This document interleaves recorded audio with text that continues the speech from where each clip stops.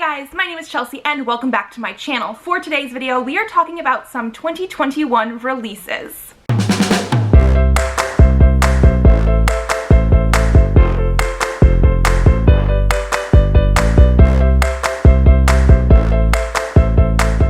So I have a lot of books that I'm very excited for in the year of 2021. Because there are way too many to talk about in just one video, what I'm going to be doing throughout the upcoming year is actually talking about 3 months at a time, or about 1/4 of the year at a time. So I actually have the first 3 months of 2021 laid out here for us to talk about. I have 34 books to talk about. I do also want to preface this by saying I don't remember what a lot of these books are actually about. So we are going to go through them. I will most likely end up reading the synopsis for most, if not all of them, because I am very excited. However, I have so many books that I want to read that I find it very, very hard to remember synopses unless I've already read the book and so I know sort of what happened. That's just how I am. I still am very, very excited for them. I just don't always fully know what they're actually about. We are going to be doing this by release date. So we're going to start, obviously, at the top of January. I have 6 releases that I want to talk about coming out on January 5th. The first is Lore by Alexandra Bracken. From what I remember, this is a YA mythology, Greek mythology type of book. It says, every 7 years, the Aegon begins. As punishment for a past rebellion, 9 Greek gods are forced to walk the earth as mortals, hunted by the descendants of ancient bloodlines, all eager to kill a god and seize their divine power and immortality. Long ago, Lore Perseus fled that brutal world in the wake of her family's sadistic murder by a rival line, turning her back on the hunt's promises of eternal glory. For years, she's pushed away any thought of revenge against the man, now a god, responsible for their deaths. Yet as the next hunt dawns over New York City, 2 participants seek out her help. Castor, a childhood friend of Lore believed long dead, and a gravely wounded Athena, among the last of the original gods. The goddess offers an alliance against their mutual enemy and, at last, a way for Lore to leave the Aegon behind forever. But Lore's decision to bind her fate to Athena's and rejoin the hunt will come at a deadly cost, and still may not be enough to stop the rise of a new god with the power to bring humanity to its knees.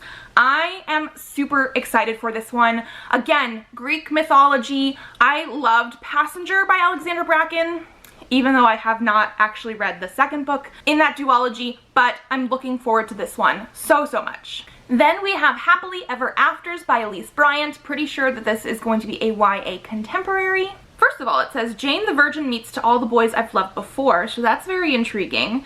And then it says, 16-year-old Tessa Johnson has never felt like the protagonist in her own life.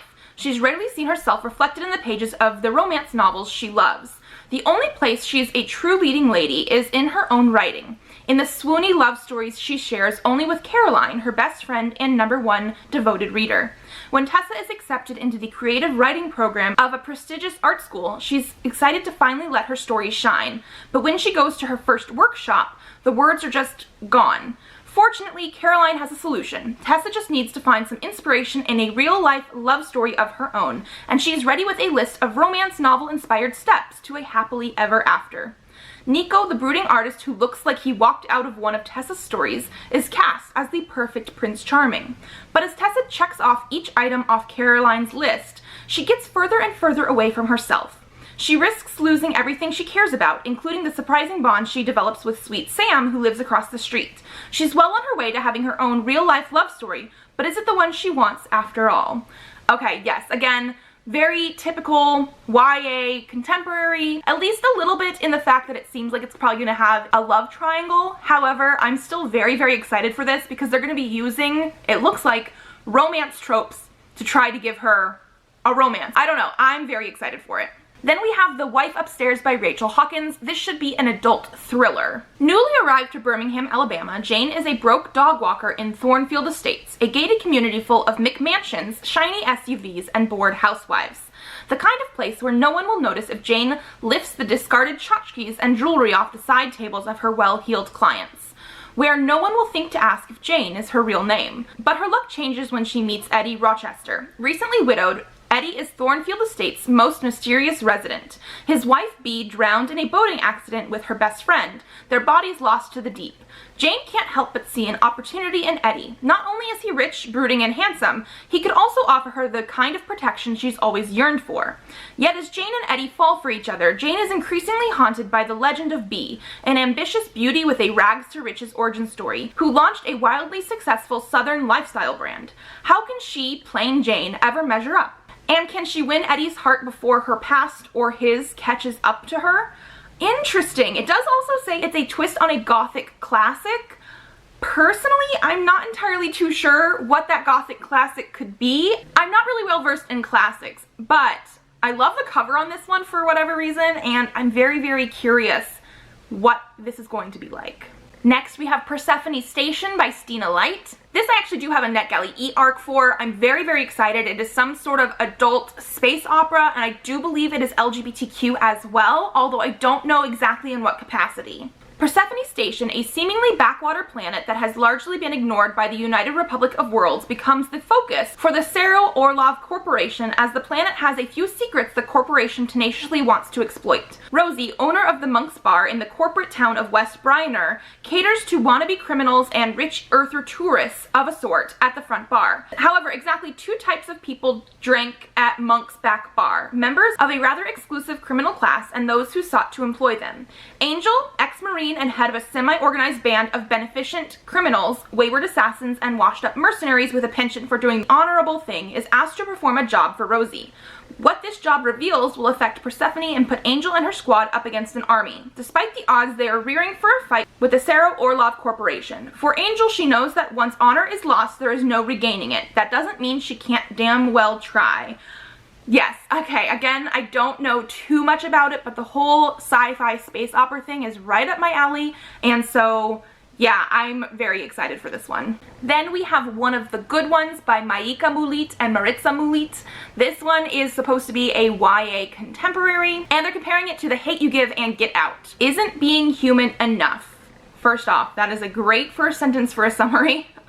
When teen social activist and history buff Kenzie Smith is killed under mysterious circumstances after attending a social justice rally, her devastated sister Happy and their family are left reeling in the aftermath. As Kenzie becomes another immortalized victim in the fight against police brutality, Happy begins to question the idealized way her sister is remembered. Perfect, angelic, one of the good ones. Okay, I just got chills.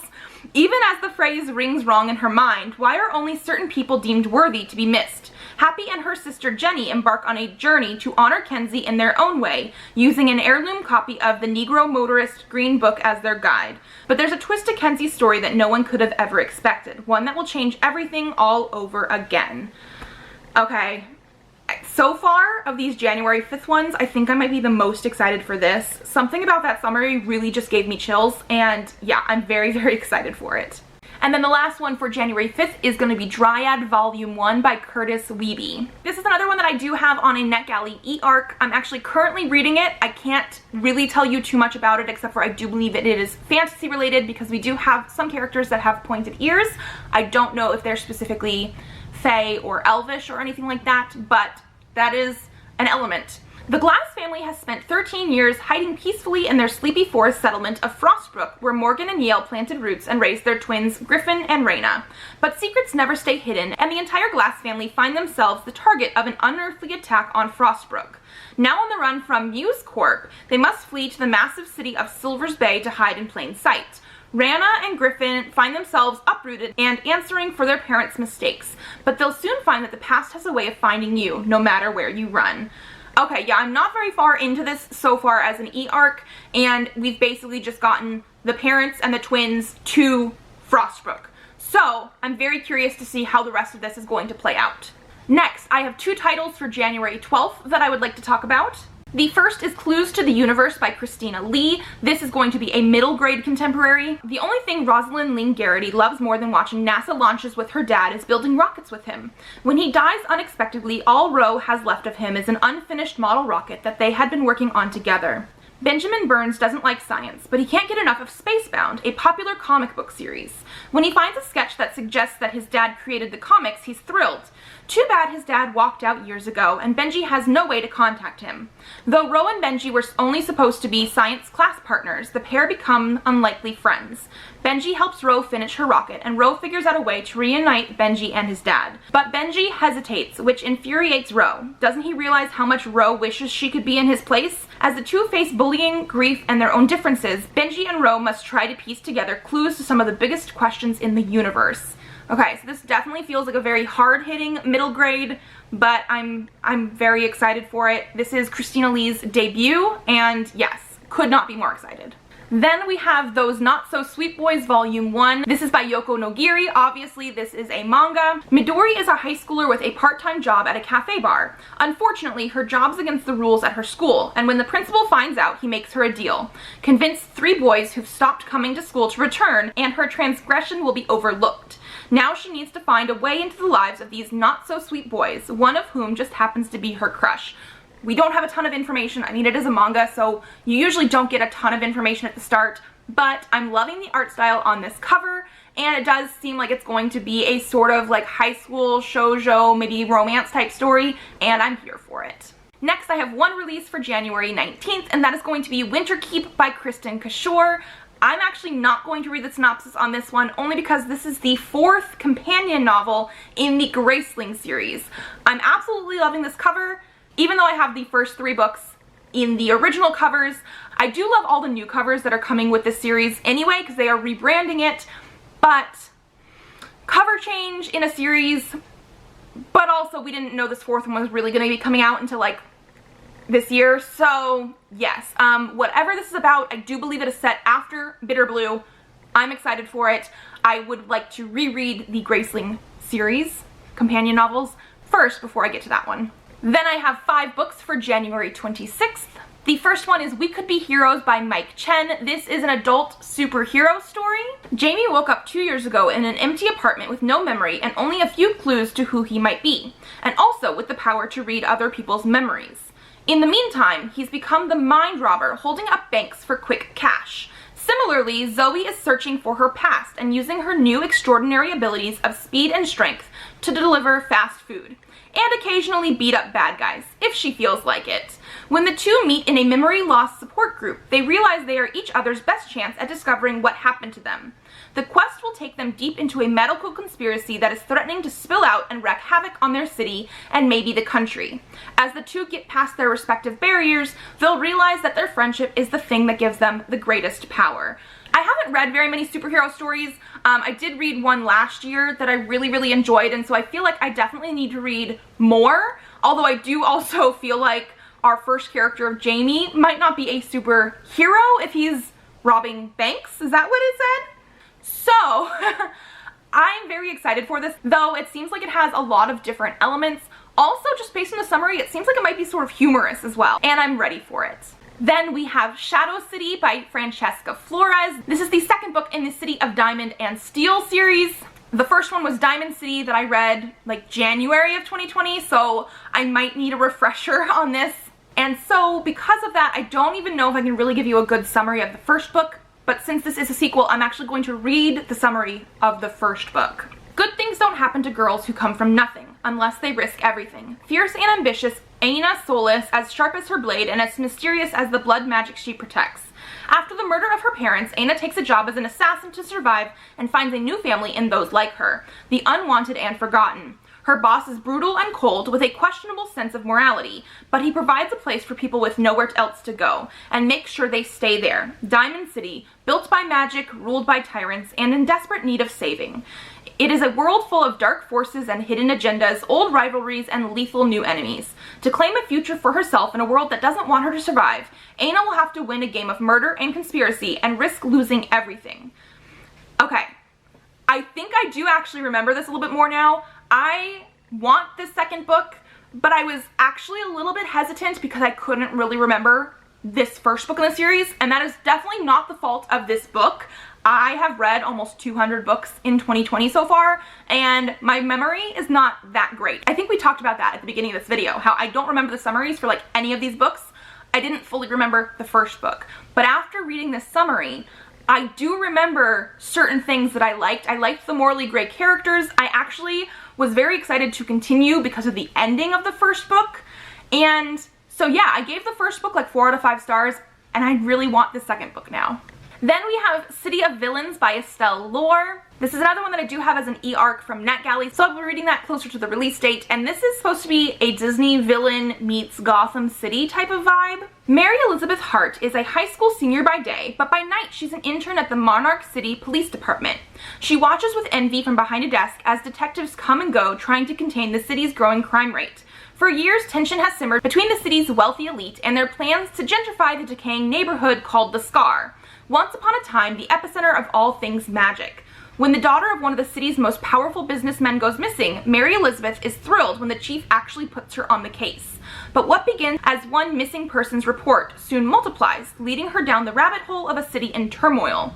There she finds a girl with horns, a boyfriend with secrets, and what seems to be a sea monster lurking in a poison lake. As the mystery circles closer to home, Mary finds herself caught in the fight between those who once had magic and those who will do anything to bring it back. I'm very excited. It says that this is going to explore reimagined origins of Maleficent, Ursula, Captain Hook, and other infamous Disney villains. Very, very excited. That's the whole reason I requested it from NetGalley. It looks like this is the first in a series, and so yes. Then we have The Girls Ive Been by Tess Sharp. This is another sort of YA thriller mystery type of book. Nora O'Malley's been a lot of girls. As the daughter of a con artist who targets criminal men, she grew up as her mother's protege. But when her mom fell for the mark instead of conning him, Nora pulled the ultimate con: escape. For 5 years, Nora's been playing at normal, but she needs to dust off the skills she ditched because she has 3 problems. 1, her ex walked in on her with her girlfriend. Even though they're all friends, Wes didn't know about her and Iris. 2, the morning after Wes finds them kissing, they all have to meet to deposit the fundraiser money they raised at the bank. It's a nightmare that goes from awkward to deadly because 3, right after they enter the bank, 2 guys start robbing it. The bank robbers may be trouble, but Nora's something else entirely. They have no idea who they're really holding hostage. Again, got chills. I'm so excited for this. It looks like our main character might be bi, and so yes, I am very, very excited. And then the last book that we have for January 26th is going to be Big Bad Wolf by Suleika Snyder. This is going to be the first book in the Third Shift series. And this says, in 2016, New York became a sanctuary city for supernaturals, but things quickly spun out of control. Now, Third Shift is an elite team of operatives tasked with exposing the gritty underbelly of New York's criminal supernatural underworld, taking down the worst of the worst and protecting human and shifter kind alike. Joe Peluso has blood on his hands, but lawyer and psychologist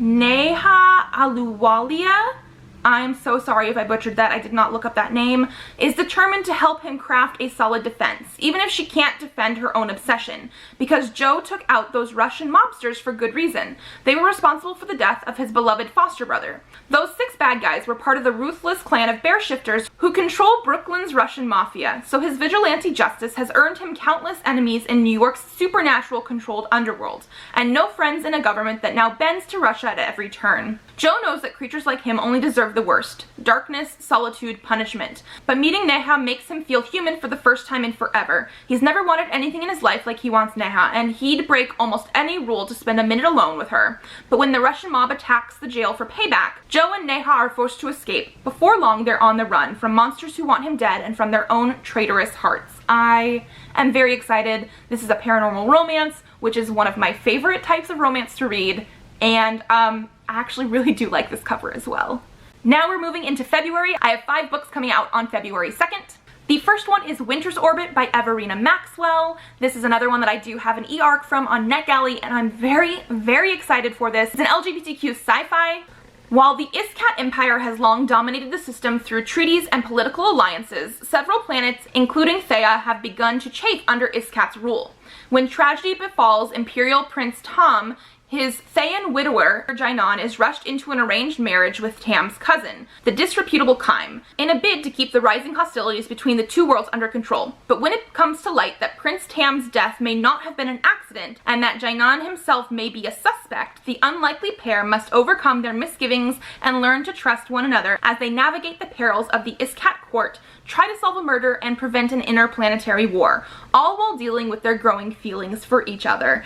It does say it's ancillary justice meets red, white, and royal blue, and I'm very, very excited. I'm actually really in love with this cover as well because you have like the two people with the two different like space backgrounds. Then we have Makeup and Breakup by Lily Manon, which is a pen name of Santi Manon, and this is going to be an adult or new adult romance.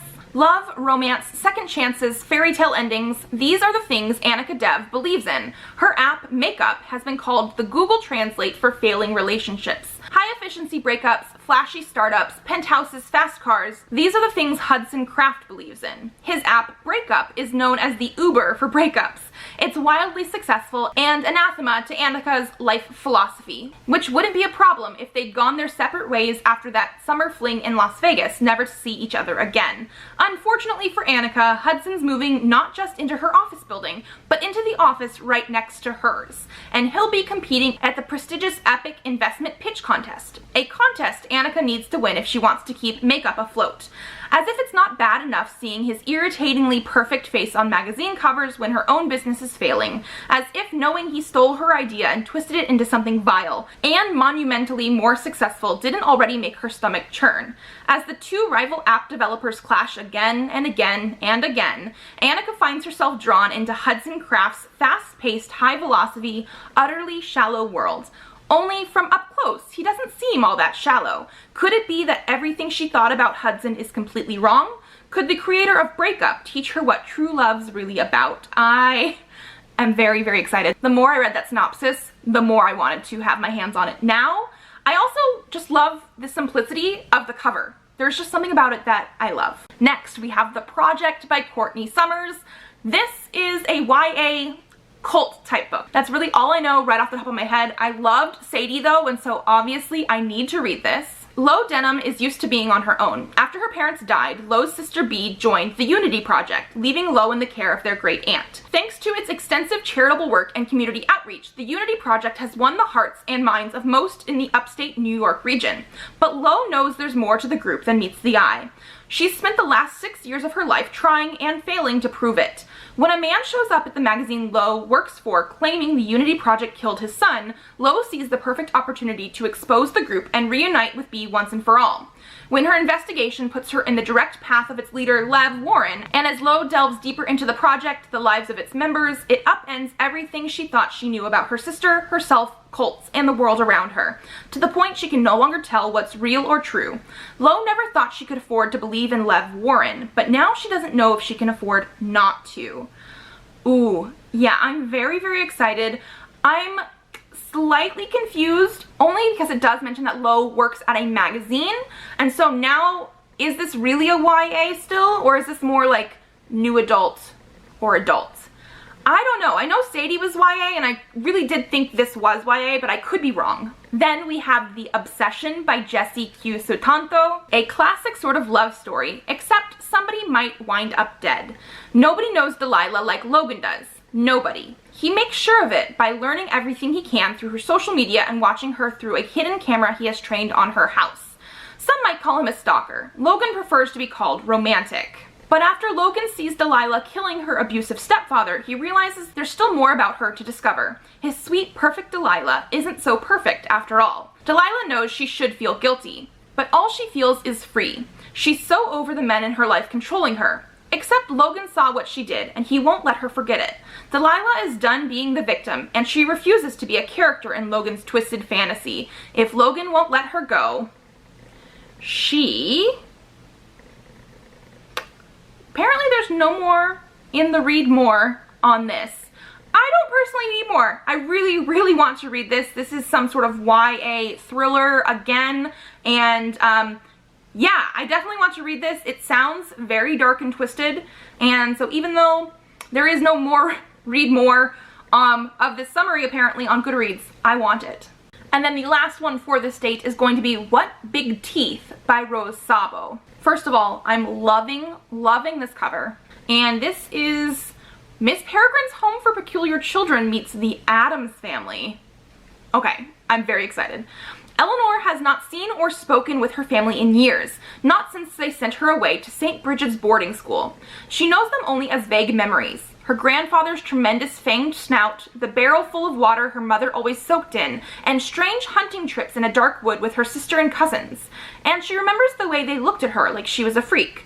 When Eleanor finally finds the courage to confront her family and return to their ancestral home on the rainy coast of Maine, she finds them already gathered in wait, seemingly ready to welcome her back with open arms.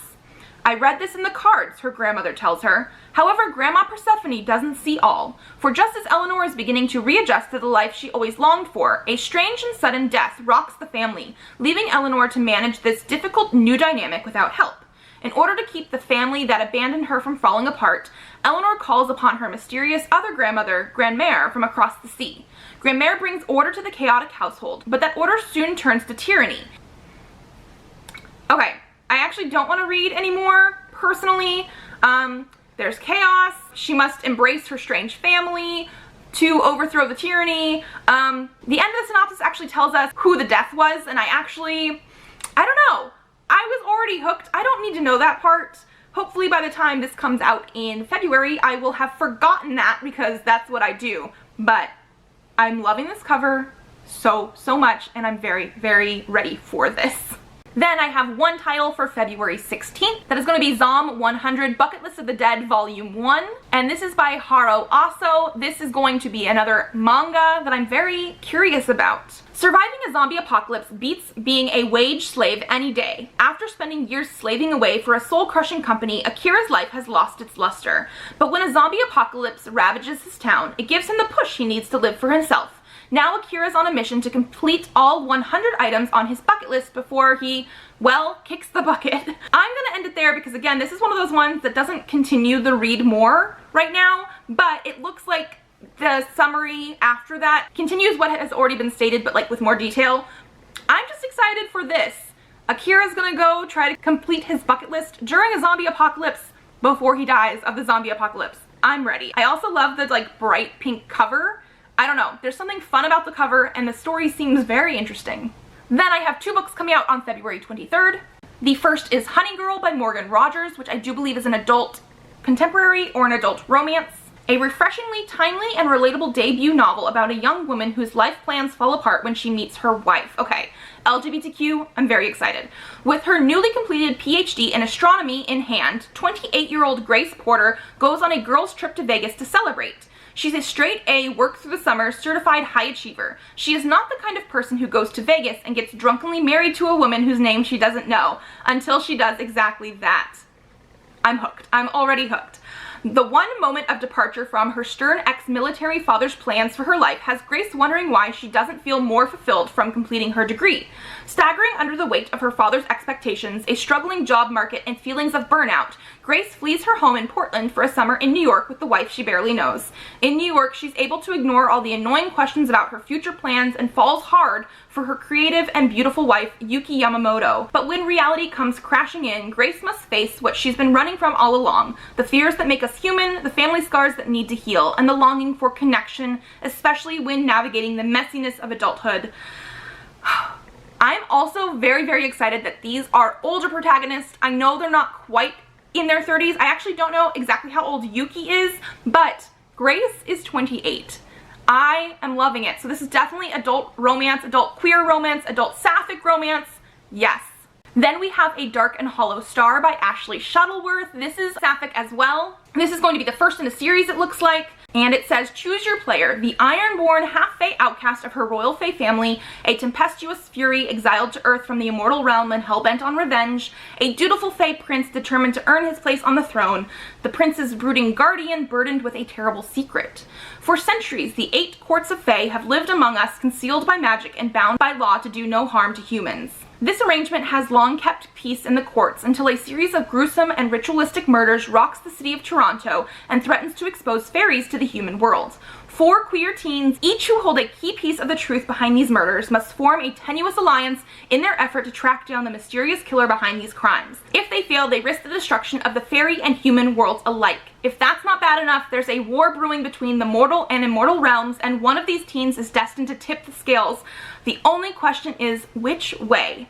Wish them luck, they're going to need it. Oh my gosh, okay. For queer teens. I knew there was going to be sapphic romance, or at least sapphic teens, I guess, in here, but it looks like they're all queer in some way. I, one, love this cover. That's the whole reason I was like, what is this about? And I'm very, very excited. Moving on to March, we have 4 books for March 2nd. The first one we have here is Firekeepers Daughter by Angeline Boulay. As a biracial, unenrolled tribal member and the product of a scandal, 18-year-old Donis Fontaine has never quite fit in, both in her hometown and on the nearby Ojibwe reservation. Donis dreams of studying medicine, but when her family is struck by tragedy, she puts her future on hold to care for her fragile mother. The only bright spot is meeting Jamie, the charming new recruit on her brother Levi's hockey team. Yet even as Donis falls for Jamie, certain details don't add up, and she senses the dashing hockey star is hiding something. Everything comes to light when Donis witnesses a shocking murder, thrusting her into the heart of a criminal investigation. Reluctantly, Donis agrees to go undercover, but secretly pursues her own investigation, tracking down the criminals with her knowledge of chemistry and traditional medicine. But the deceptions and deaths keep piling up, and soon the threat strikes too close to home. Now Donis must learn what it means to be a strong Anishinaabe Ojibwe woman, and how far she'll go to protect her community, even if it tears apart the only world she's ever known. So first of all, this cover is gorgeous, so gorgeous. So I do believe this is another sort of like YA mystery type of book, and yes, this cover, so gorgeous. Then we have Rogue Planet by Cullen Bunn. This is going to be a comic book bind up that I'm very, very excited for. I do believe I have a copy of this as an e-arc from NetGalley as well, although I don't fully remember. Somewhere on this hostile rock is a payload fit for a king. To attain it, though, the crew of the Cortez must brave razor rock, poisonous vapors, treacherous footing, and the most mind-numbing horrors imaginable. Struggling to stay alive, they are beset at every turn by horrors from their own nightmares. Now they have discovered that they are not alone on the planet, and the other inhabitants welcome them, as sacrifices to an elder god. Stranded on a vicious, murderous, seemingly intelligent planet, the crew of the Cortez must reevaluate what it means to survive and what they are willing to do in order to spare their own life.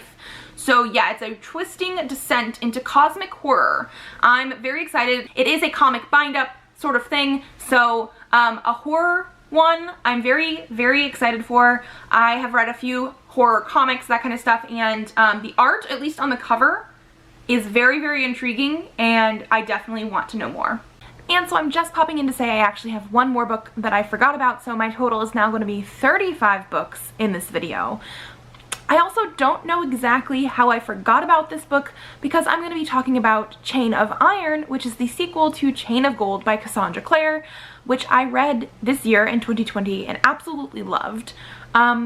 But apparently I never added as want to read on Goodreads, and then when I was making this video, completely forgot to add it in. Since this is a sequel, I don't want to get too much into the summary of this book in case there are any spoilers. However, I do have the summary of Chain of Gold, and that one says, Cordelia Carstairs is a shadow hunter, a warrior trained since childhood to battle demons. When her father is accused of a terrible crime, she and her brother travel to London in hopes of preventing the family's ruin. Cordelia's mother wants to marry her off, but Cordelia is determined to be a hero rather than a bride.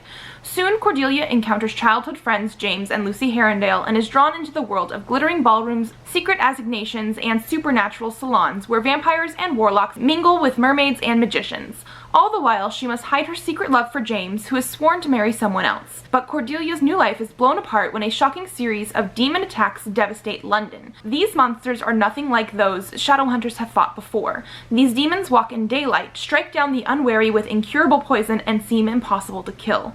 London is immediately quarantined. Trapped in the city, Cordelia and her friends discover that their own connection to a dark legacy has gifted them with incredible powers, and forced a brutal choice that will reveal the true cruel price of being a hero. Like I said before, I absolutely loved Chain of Gold. I have already pre-ordered Chain of Iron, or at least I have pre-ordered the Illumicrate edition that is going to match this pretty edition of Chain of Gold, so I'm also going to get the original. And let me tell you, the first book was a wild ride. I'm very curious to see where we're gonna go next, and it has lots of like romantic entanglements and love triangles and like more than that. I'm just very, very excited for it. So yeah, I had to talk about it here even though I completely forgot to put it in. Then we have Down Comes the Night by Allison Saft. This I do have an e-arc from NetGalley for, and it says a gorgeously gothic, deeply romantic YA debut fantasy about two enemies trapped inside a crumbling mansion with no escape from the monsters within. Honor your oath, destroy your country. Ren Sutherland is the most talented healer in the Queen's Guard, but her reckless actions have repeatedly put her on thin ice with her superiors. So when a letter arrived from a reclusive lord asking Ren to come to his estate to cure his servant from a mysterious disease, she seizes the chance to prove herself. When she arrives at Colwick Hall, Ren realizes that nothing is what it seems, particularly when she discovers her patient is actually Hal Cavendish, the sworn enemy of her kingdom. As the snowy mountains make it impossible to leave the estate, Ren and Hal grow closer as they uncover a sinister plot that could destroy everything they hold dear, but choosing love could doom both their kingdoms. Gothic and romantic fantasy. I am very intrigued. The cover, there's something about the cover that I don't love as much, but I do feel like it probably really fits the tone of the book. So yeah, we shall see about that. And then the last one we have for March 2nd is going to be The Castle School for Troubled Girls by Alyssa B. Scheinmel. When Moira Dreyfus's parents announce that they're sending her to an all-girls boarding school deep in the Maine woods, Moira isn't fooled. She knows her parents are punishing her. She's been too much trouble since her best friend Nathan died, and for a while before that. At the castle school, isolated from the rest of the world, Moira will be expected to pour her heart out to the odd headmaster, Dr. Prince. But she isn't interested in getting over Nathan's death or befriending her fellow students. On her first night there, Moira hears distant music. On her second, she discovers the lock on her window is broken. On her third, she and her roommate venture outside and learn that they're not so isolated after all. There's another very different castle school nearby. This one filled with boys whose parents sent them away too. Moira is convinced that the castle schools and the doctors who run them are hiding something, but exploring the schools will force Moira to confront her overwhelming grief and the real reason her parents sent her away. I actually do like the cover of this one, even though it is sort of plain, and I think it's because it reminds me a little bit of either a notebook or a school like rule book, but then it's written on as well. So this one sounds like it could be very dark and twisty as well. It should also be a YA mystery thriller. Then I have 3 books that I'm excited for that are releasing on March 9th. The first one is Act Your Age, Eve Brown by Talia Hibbert. This is the 3rd book in the Brown Sisters series.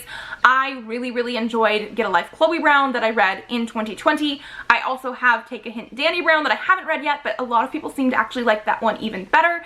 And this is the 3rd one with the 3rd sister. These are all like new adult romances. And this one says, Eve Brown is a certified hot mess. No matter how hard she strives to do right, her life always goes horribly wrong. So she's given up trying. But when her personal brand of chaos ruins an expensive wedding, someone had to liberate those poor doves, her parents draw the line. It's time for Eve to grow up and prove herself, even though she's not entirely sure how. Jacob Wayne is in control. Always. The bed and breakfast owner's on a mission to dominate the hospitality industry, and he expects nothing less than perfection. So when a purple-haired tornado of a woman turns up out of the blue to interview for his open chef position, he tells her the brutal truth, not a chance in hell. Then she hits him with her car. Okay, I haven't read this synopsis before. Supposedly by accident. Yeah, right. Now his arm is broken, his B&B is understaffed, and the dangerously unpredictable Eve is fluttering around trying to help. Before long, she's infiltrated his work, his kitchen, and his spare bedroom. Jacob hates everything about it, or rather he should. Sunny, chaotic Eve is his natural-born nemesis, but the longer these two enemies spend in close quarters, the more their animosity turns into something else. Like Eve, the heat between them is impossible to ignore, and it's melting Jacob's frosty exterior. It definitely sounds like we have like the grumpy and sunshine personas. It also sounds like they're trying to tell us it's an enemies to lovers type of thing. However, I doubt they're full-on enemies, but like I said, I love the first one, want to read the second, and this is the 3rd. Then we have Can't Take That Away by Stephen Salvatore, and this is a very small summary. It just says Stephen Salvatore's debut, Can't Take That Away, is about Carrie Parker, a genderqueer teen who dreams of being a diva like their hero Mariah Carey. When they are cast as the female lead in the school musical, they must fight against discrimination and injustice from their closed-minded school administration. That's all we have on here. The cover is absolutely gorgeous. I love this art style. So gorgeous. And a genderqueer teen, like, yes, I want all the LGBTQ books, like all of them. Then we also have A Sweet and Bitter Magic by Adrienne Tooley. This should be another sapphic book, which I'm very excited for. This says Tamsin is the most powerful witch of her generation, but after committing the worst magical sin, she's exiled by the ruling coven and cursed with the inability to love. The only way she can get those feelings back, even for just a little while, is to steal love from others. Ren is a source, a rare kind of person who is made of magic despite being unable to use it herself.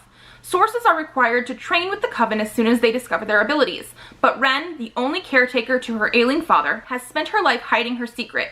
When a magical plague ravages the queendom, Ren's father falls victim. To save him, Ren proposes a bargain. If Tamsin will help her catch the dark witch responsible for creating the plague, then Ren will give Tamsin her love for her father. Of course, love bargains are a tricky thing, and these two have a long, perilous journey ahead of them. That is, if they don't kill each other first.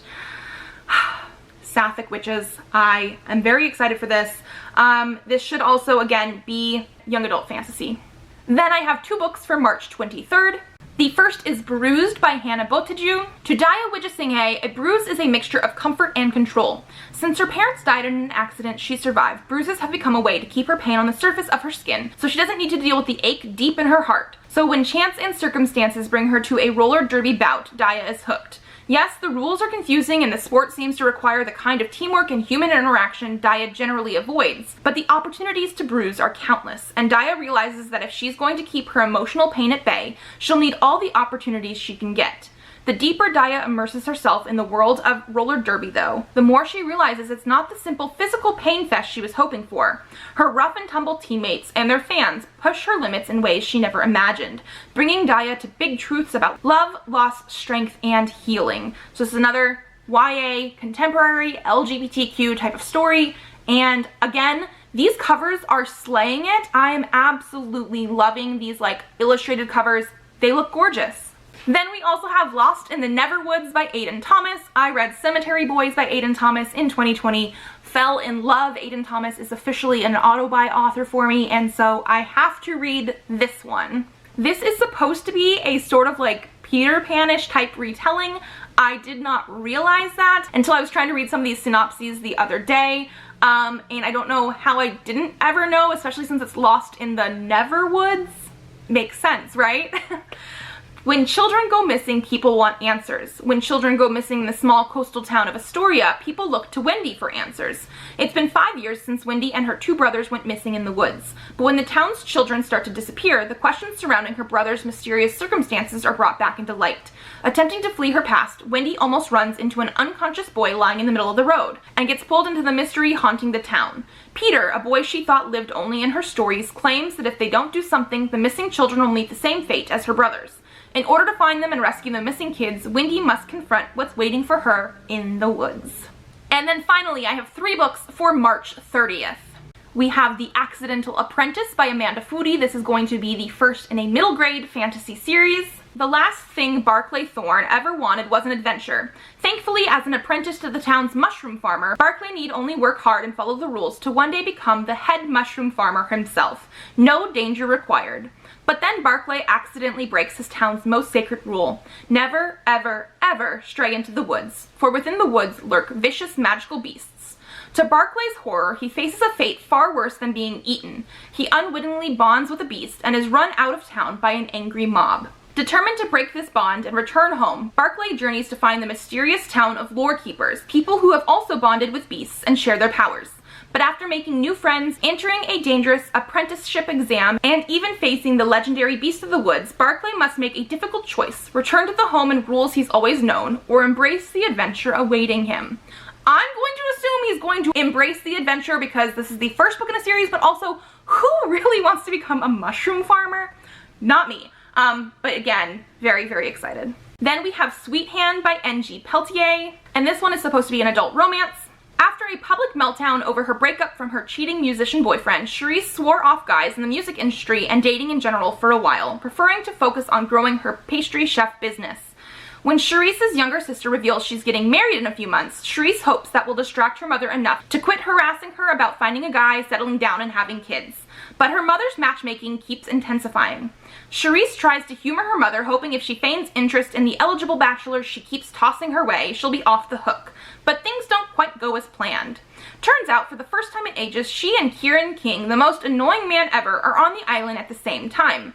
Avoiding him is impossible, especially when Kieran's close friend is the one marrying her sister, and he's the best man to her maid of honor. Kieran doesn't know what to make of Charisse now. They've always butted heads. To him, she's always been a stuck-up brat who seeks attention, even while he secretly harbored a crush on her. Now with Charisse's sister marrying one of his good friends, he can't escape her as the wedding activities keep throwing them together. When things turn heated after a rainy night of bedroom fun, they both have to figure out if they can survive the countdown to wedding day without this turning into a recipe for disaster. Okay, I love the recipe for disaster line because she wants to bake. I'm very, very excited for this. I love, love, love the cover, and I always need some more adult romance in my life.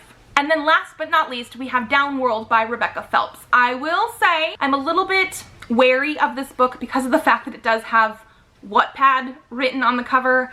I should not be judging it for that, especially not having read it, but I do know there have been some Wattpad stories that have been published that have not been the best, but the concept of this sounds amazing. Stranger Things meets the Netflix series Dark in this paranormal thriller, so yes please, where 3 mysterious doors in a high school basement hold the key to unlocking the mystery of what really happened the night Marina's brother died. Yes, definitely, that is hooking me right here. So, as the site of a former military base, there have always been rumors that East Township High School was the site of experiments with space and time.